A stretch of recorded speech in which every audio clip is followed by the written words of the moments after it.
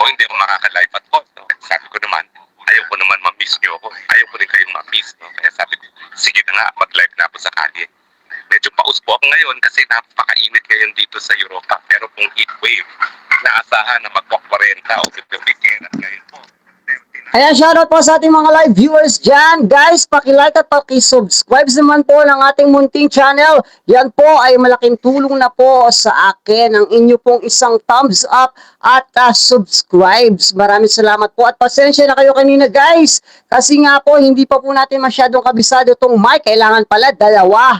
Yung mic, isa sa voice at isa po dito sa device. Kaya po pala hindi naririnig yung audio kanina ng device. Pasensya na po, palike po. Kaya para po ma-recommend po tayo ni YouTube. Pasensya na po kanina. Okay, simulan na natin to ulit. Ulitin natin. Okay, Harry Roque, play. Magandang araw po sa inyong lahat ha. Ako naabutan po ako na either mag-live ako sa kalye o hindi ako makaka-live at all. No? Sabi ko naman, ayaw ko naman ma-miss nyo ako. Ayaw ko rin kayong ma-miss. No? Kaya sabi ko, sige. Hindi ka namin namimiss, Harry Roque, ha? Unang-una, hindi ka namin namimiss sapagkat ikaw ay isang pugante. Grabe to. Tignan nyo guys, ang taba ng sibutan ding tumataba, no? Tignan nyo, tumataba po yung kanyang pisngi. Kaso nga lang po ay nagtataka tayo, bakit po nasa kalye siya nagla-live? Wala po ba siyang location na pwedeng paggawa ng kanyang videos at siya po ay nasa kalye? Baka naman Harry Roque, nasa kalye ka na. Baka naman isa ka ng tawag dito, palaboy. Natanong lang naman na Harry Roque. Pakilike po ng ating live guys. Maraming salamat po. Mag-live na ako sa kalye. Medyo paus po ako ngayon kasi napakainit ngayon dito sa Europa. Pero kung heat wave, naasahan na magpa-40 o 50 weekend at ngayon po, 39 ang aming temperature. No? So, ewan po ba, yung malamig, di naman ako nagkakasakit. Pero ngayong mainit, saka po ako nagkakasakit. Sabi ko, Anbeto, parang baliktad. No? Na kapag mainit, saka ako nagkakasakit. Pero ngayon po, anong pag-usapan po natin? Ako, malaking balita po ito para kay Tatay Digong. Ang Niger po, isang African country, ay bumitiw na naman sa pagiging miyembro ng ICC. Bago po bumitiw itong bansang Niger, yung Burundi, at taga-Africa din, ang Pilipinas, at ang Hungary, kauna-unahang European na bansa, ay bumitiw din sa ICC. Ang dahilan ng Niger, kasi ang ICC daw ay instrumento ng kolonyalismo. Ang Niger po ay isang... Anong instrumenta? Nabubulol ka pa.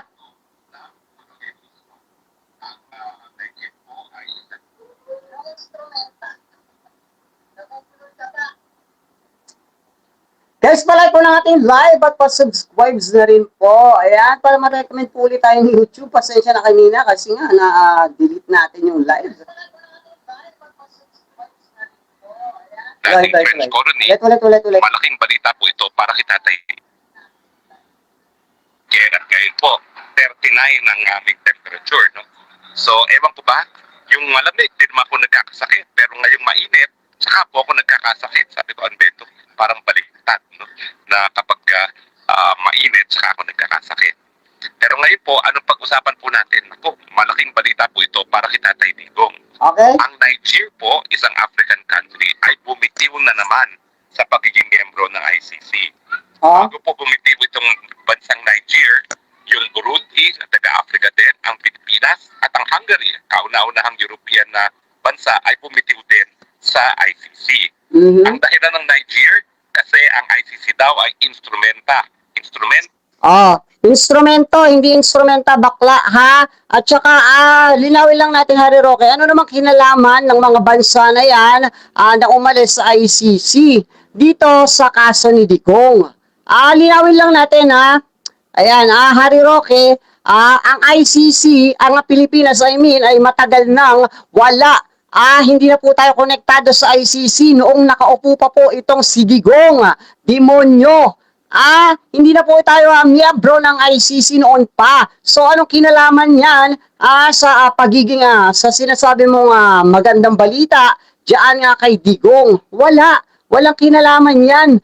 Dahil unang-una, hindi tayo miyembro ng ICC, pero si Digong ay nakakulong sa The Hague. Di ba? Di ba guys? Palike, papalike. Maraming salamat. Ng kolonyalismo. Ang Niger po ay isang dating French colony.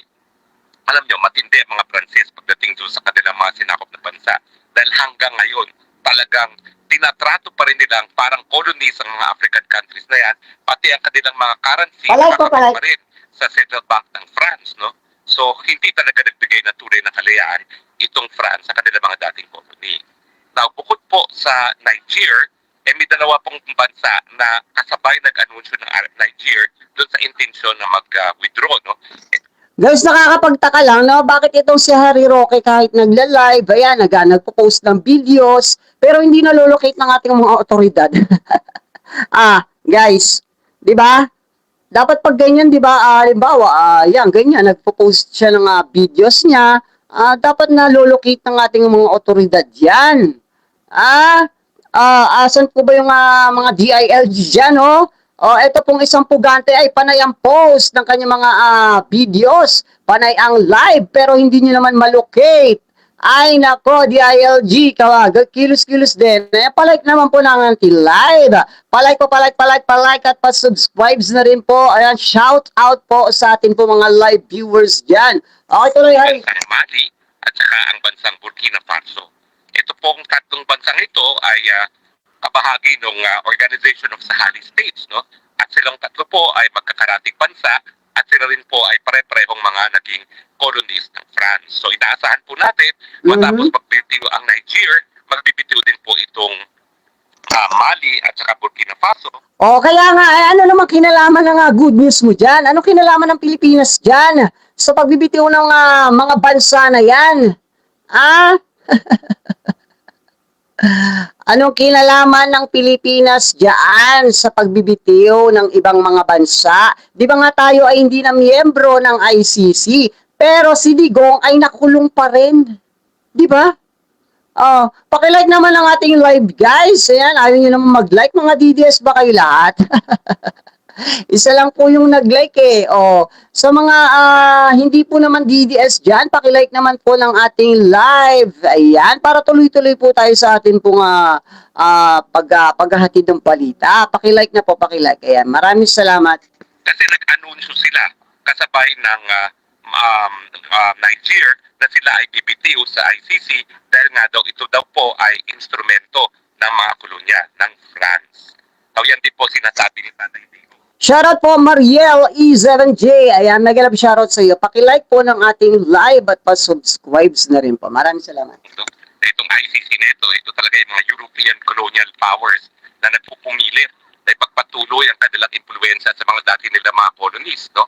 At siyempre tayo po ay kabahagi din ng mga bansa na sinakop din ng dating ng Espanya noong mga unang panahon, dahilan kung bakit nagkaroon tayo ng mga bayani gaya na Rizal at ni Andres Bonifacio. May nakakalimutan ka, Harry Roque, na isama sa bayani. Yung sinabi ni Loren Legarda, na bayani din yung 18 bodyguards. Nakakalimutan mo yata yan, Harry Roque, So, yung pagbibitiw, sabi ng Niger, kabahagi yan ng pagkakaroon ng tunay na kalayaan laban doon sa mga sumakop sa kanilang mga bansa. Okay. At ang Niger nga po ay colony ng France. Now, bukod po sa Niger, nagsalita na rin po, dati-dati pa ang South Africa, ang economic powerhouse ng ICC na nais rin nilang bumitiw. In fact, sinimulan nila ang proseso pero ibinawi. Pero ngayon po, nagsasabi pa rin sila na kinukonsider nilang bumitiw. Bukod pa po sa South Africa, ang bansang Uganda ay nagsabi na hindi sila masaya sa pagiging miyembro ng ICC at ang bansang Kenya ay nag-iisip na rin po na bumitiw. Sa totoo lang po, nung ako'y minsan ng kampanya para sa International Law Commission, pakilike po ng ating live organization, yung buong African Union na merong 52 membership ay sabay-sabay na nagsabi na baka nga sila bumitiw sa pagiging miyembro ng ICC. Pag yan po ay nangyari, 52 states po ang miyembro ng African Union, umalis na ang Burundi, umalis na ang Niger, baka alis na rin yung Burkina Faso at saka yung Mali. So out of 52 states, 48 states ang posibleng bumitiw pa sa ICC. Kapag natuloy po yan at talaga namang sinasabi nila na it's a matter of time na bibitiw sila sa ICC, ang matitira na lang bansa ay mga bansa ng Europa at saka bansa ng Latin America. Dito po sa ASA, halos wala naman talagang nag-membro dyan. No? Ang talagang nag-membro lang sa ASA ay Japan at saka matagal na tayong miyembro ng ICC. Si Duterte lang ang nag-alis sa pagiging member ng Pilipinas sa ICC. Dahil alam niyang makakasuhan siya doon sa mass killing na ginawa niya nung siya ay nakaupo pa. Huwag mo nga kaming pinaggagagago, Harry Roque. Okay, tsaka yung sinasabi mong maraming aalis na bansa. Okay, ilang taon na ba si Digong? Nasa 80 na. So siguro mangyayari yung sinasabi mo, 100 years pa ang dadaan. So sa tingin mo baka ikaw nasa lupa ka na rin that time. Paki-like naman po ng ating live, guys. Puro DDS po ba yung ating viewers? Paki-like naman po, paki-like. Ayan, okay. Paki-like po ng ating live, guys. Ayan. Paki-like po, paki-like ng ating live. Ayan, shoutout po sa ating mga live viewers dyan. Shoutout.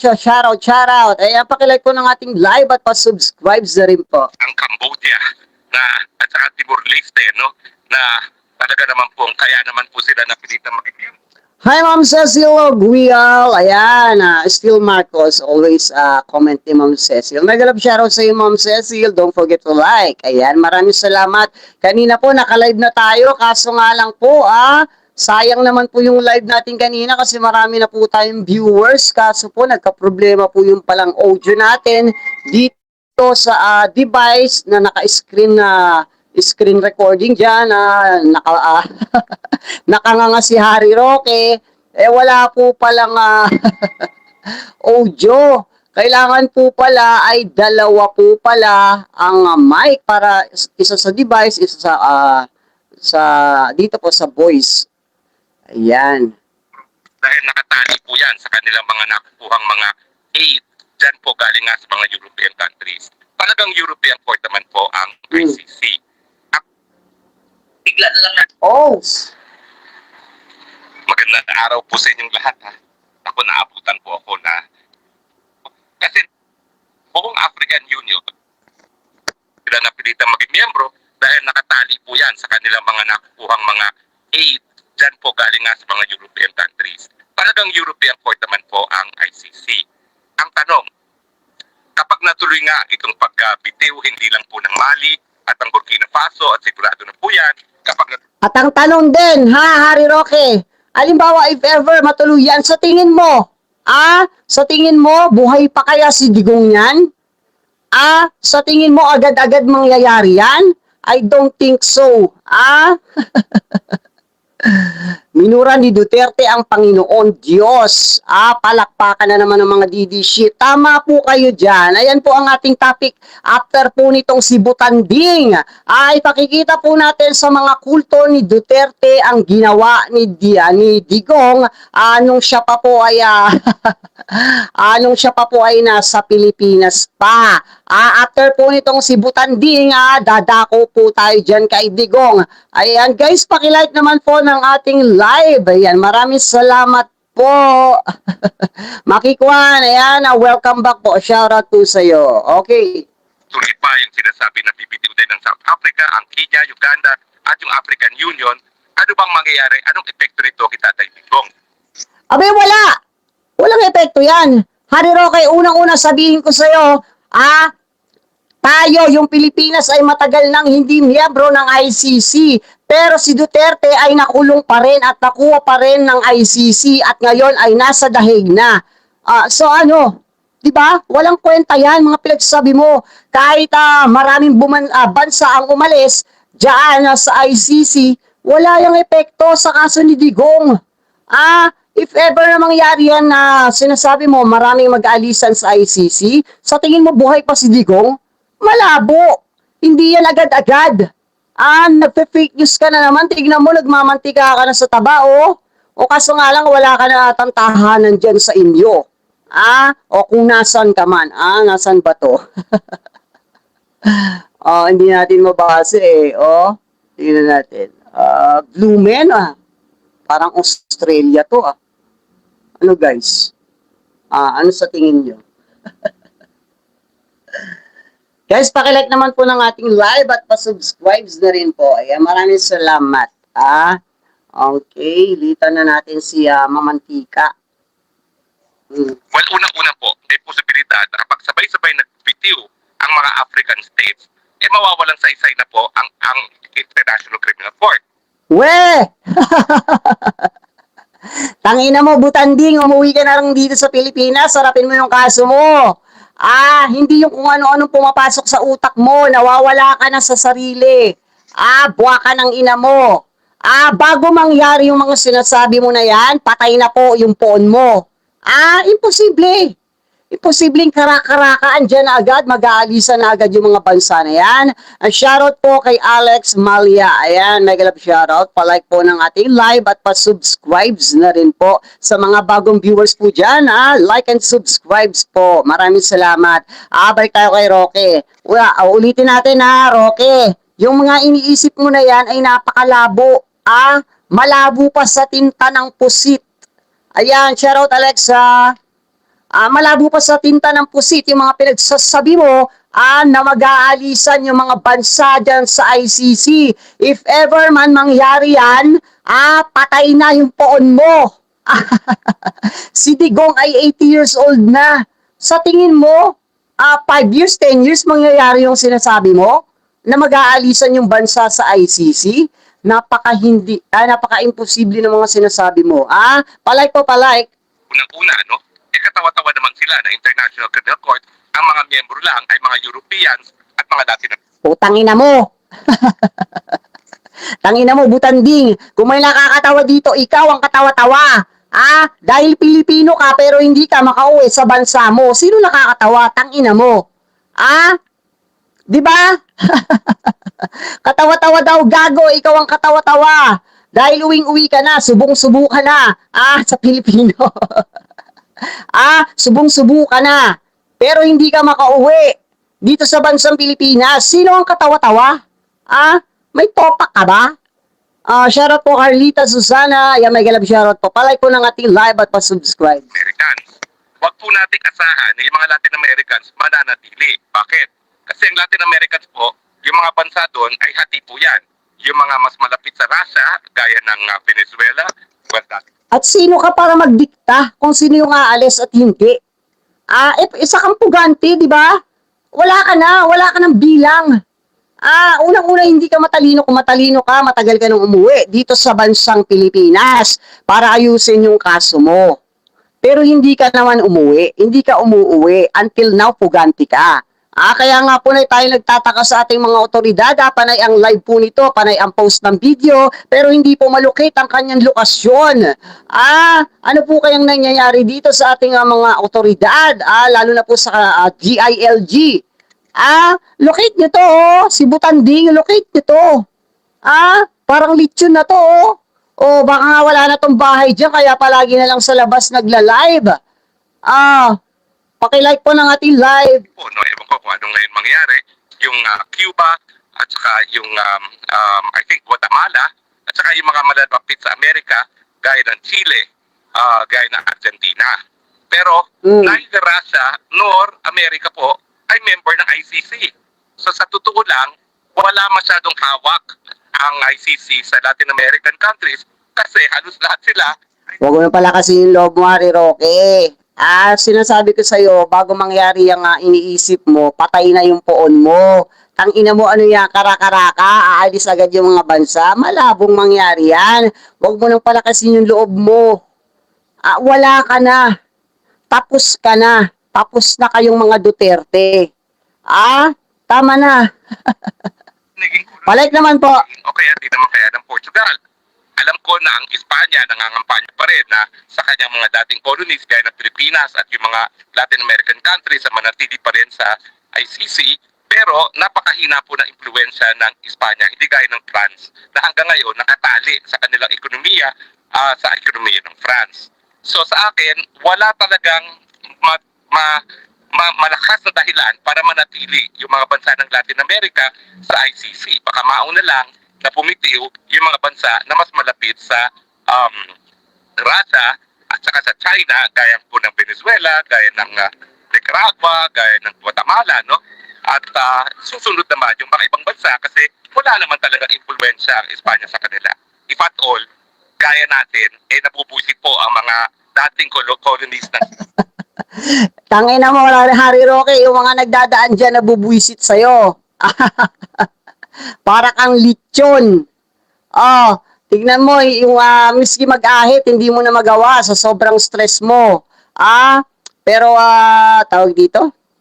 Pero bakit tumataba pa rin si Harry Roque, no? Kahit sobrang stressful na ng kanyang buhay. Na, siguro may nagpapadala pa rin dito. Pero parang hindi na rin eh. Kasi palagi po natin nakikita to, nagla-live at yung mga upload videos niya ay nasa kalye. Baka palaboy na po ito sa ibang bansa eh, no? sa mga Espanyol. Tayo talagang nagpakamatay mga ninuno natin para magkaroon ng kalayaan. So anong epekto nito? Well, kung sabay-sabay pong umalis sa mga African states, sabay-sabay umalis sa Latin American states, wala na pong estadong matitira. Pangarap mo na lang yan, Harry Roque. Sa tingin mo, agad-agad karaka-raka mag-aalisan yung mga bansang sinasabi mo? Nako, hindi. Siguro patay ka na. Patay na rin si Digong that time. 8 years old na si Digong. Sa tingin mo, yung sinasabi mo, na mag-aalisan yung bansa, agad-agad? Hindi. Nako, mag-like po kayo dyan at mag-subscribe. Maraming salamat. Pinaka magandang mangyari pag sabay-sabay bumitiw sa ICC, magde-decide ng ICC, isarado na ang korte. Bakit? Una-una, kung wala sila mga bansa na kasapi, paano nila i-raise yung pondo na kinakailangan nila para magpatuloy ng paglilitis, no? Pero siyempre, baka naman, hindi mangyari yan na sabay-sabay bumitiw. Pero pantayan niyo po yan. Ako, inaantay ko lang na merong maunang African state at inaasahan ko yung 52 states talaga. Guys, pakilag po ng ating live. Sabay na po yan. Sunod-sunod na po yan bibitiw. So, ang ideal is, pag bumitiw na ang buong Africa, bumitiw ang buong Latin America, baka sabihin na ng mga Europeans, okay, hindi gumagana itong Shoutout po, Romy Legwa. Palike po ng ating live at pa-subscribe sa rin po. ICC kasi sa katotohanan naman, nung hindi nagmembro ang Amerika, ang Russia at ang China, talaga namang alam nila na baka hindi magtagumpay ang ICC. Kasi hindi naman ito kauna-una ang pagkakataon na nagtangka silang bumuo ng ganitong korte. Talaga naman pong meron ng mga naunang pagtatangka na magkaroon ng International Criminal Court, hindi lang natutuloy kasi nga yung mga estado ayaw nila na mabawasan ang kanilang soberenya. Kinakailangan pa rin talaga na dahil pinangangalagaan nila yung pagiging independente mga bansa, sila pa rin ang lilitis sa mga kaso na nangyayari sa kanilang teritoryo. So, scenario number 1, dahil magkakaskate o talagang magkakaroon talaga ng malawakang pagbibitiw, sumuko ng ICC. Kapag sinarado ang ICC, kinakailangan palayain nila si Tatay Digong. Scenario number 2, hindi mangyari yung sabay-sabay na Putang ina mo, ang dami mong senaryo. Lahat ng senaryo mo ay hindi yan magtatagumpay, hindi yan mangyayari. Nasa isip mo lang yan, nangangarap ka lang ng gising, butandeng. Guys, pakilike po ng ating live. Ayan, pa-subscribe na rin po at shoutout po sa atin pong mga live viewers. bibitiw. Bagamat maraming bibitiw. Ano naman ang epekto nito kay Tatay Digong? Well, siguro kapag maraming bumitiw, bagamat hindi majority ay bumitiw, mag-iisip naman ng ICC. Tangina mo, pag nangyari ang sinasabi mong magbibitiw yung mga bansa na yan, patay ni amo mo, gago. Bakit ba ayaw nila sa ICC? Ang pangunahing dahilan kaya ayaw nila sa ICC dahil nga dun sa pagiging maldaya mga bansa. Ayaw nila na Ayaw sa ICC ng Pilipinas, that time, shoutout Indaya, dahil alam ni Digong na makakasuhan at makukulong siya. Tangina mo, wag mo na kaming tarantaduhin, Harry Roque. Kaya kayo umalis sa ICC dahil alam nyo yung mass killing ninyo ay mapupunta sa ICC, Beno. ang mga dayuhan doon sa mga bagay-bagay na talagang sila lang dapat ang gumagawa gaya ng pag-iimbestiga at paglilitis ng mga kasong kriminal na nangyari sa kanilang teritoryo. At dahil dyan, posible na baka isipin naman ng mga maestrado, sige na nga, para maingganyo yung mga staff. Alam mo, Harry Roque, nangangarap ka na lang ng gising. Ah, shoutout po, watching from Barangay Pansol, Calamba City, Laguna. Nanonood po si Romy Legua. Shoutout. Kung hindi pa bumibitiw, na wag nang bumitiw, pag-aaralan natin ulit Ang ina, kanta niya ano yun. Sino ba may kanta nun? Sige. itong jurisdiction ng Pilipinas upang iparating ang mensahe na kaming ICC, hindi kami magpupumilit na magkaroon ng jurisdiction kung ayaw na ng mga estado. Yan po talaga yung pinaka mabuting gawin ng ICC kasi nga po ang pangunahing kawalan ng interes para manatili maging miyembro ng ICC at para maging miyembro ng ICC ay yung paghihimasok doon sa internal domestic matters gaya ng paglilitis sa mga kasong kriminal na nangyari sa kanilang teritoryo. So, ang scenario number 2, para lang ma-convince yung mga bansa na kasapi na wag bumitiw at maingganyo yung hindi pa sumasapi, baka i-dismiss nila ang kaso ni Tatay Digo dahil lack of jurisdiction para Nangangarap si Harry Roque, no? I-dismiss daw yung kaso ni Digong. Tangina mo!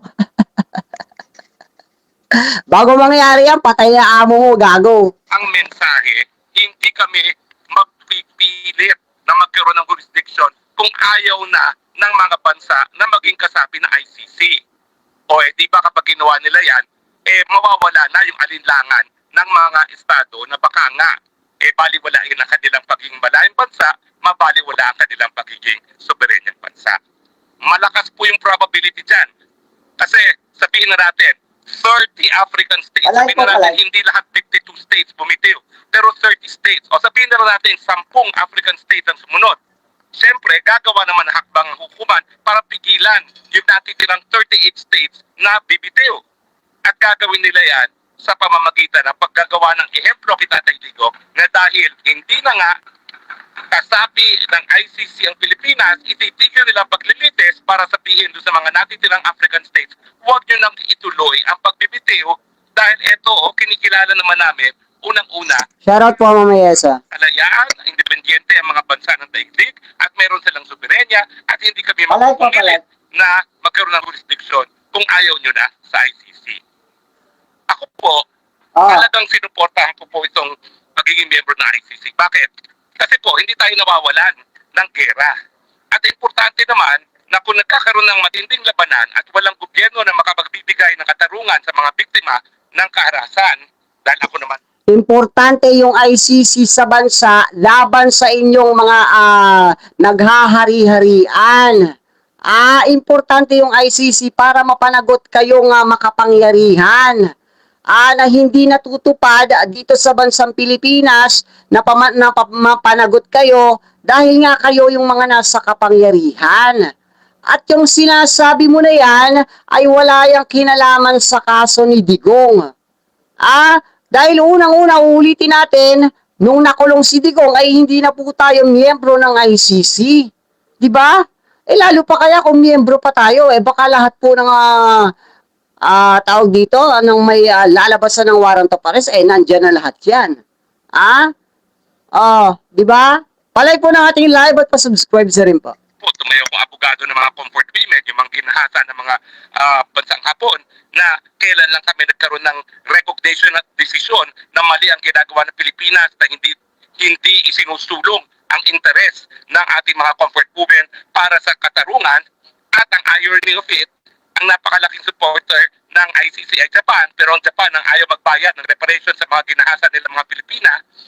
Well, ako po talaga naniniwala na kailangan kapag hindi gumagana ang mga lokal na hukuman, meron namang mapupuntahan ang mga biktima ng mga pinakakarumal-dumal na krimen para katarungan.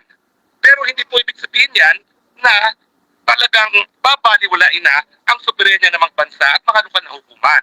Kinakailangan talaga ang mga lokal na hukuman pa rin ang court of first instance. Yes, makalay po. Hindi po nila binigyan ng pagkakataon ang lokal na mga estado na litisin itong mga kriminito, mapapaliwala ang kanilang pagiging independyente, mapapaliwala ang soberenya, at mawawala ang suporta ng ICC. So ngayong nagbitiw ang Niger, at sigurado po ako susunod ang Burkina Faso at ang Mali at baka sundan na yan ng Uganda at ng ang tanong, ICC, what's your move? Sabi nga ng awit, ICC, hawak mo ang beat. Sira na ulo nito. Nalisisi si Tatay Digong, maging dahilan para mawalan talaga ng tiwala. Guys, nasiraan na po ng ulo si Harry Roque kung ano-ano na po yung pinagsasabi niya. Nangangarap na po siya ng gising. At palagi po siyang nasa kalye nagla-live. Ito po nga si Butanding, baka wala na po itong tinitirahan or wala na po itong tahanan. Diyan po sa kanyang lokasyon ngayon. Kasi palagi natin napapansin ang kanyang mga videos sa mga live niya. Ay palagi ang location niya nasa kalye. Harry Roque, huwag ka na mangarap ng gising sapagkat ang sinasabi mo ay hindi yan ang mangyayari. Kung mangyayari man yan, sigurado patay na yung amo mo. Wala ang mga bansa sa ICC at maging dahilan para sila ay bumitiw na sa pagiging miyembro or seize the moment.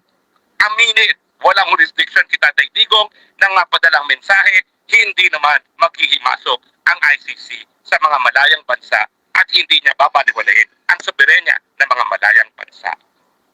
Hawak mo ba ang beat, ICC? The ball is it. Wala na guys, sira na po yung ulo ni Harry Roque. Guys, pakilike po lang ating live at pa-subscribe na rin po. Maraming salamat po. Okay, dumako na po dito tayo kay Digong. Ay, pakinggan po natin. Ito po nga kanyang, balikan po natin, ito po nga kanyang mga sinabi. Na gusto niya pong palitan si Satanas at baka mahiya pa daw po si Satanas sa kanya. Pakinggan niyo po ito mga kulto ng Duterte.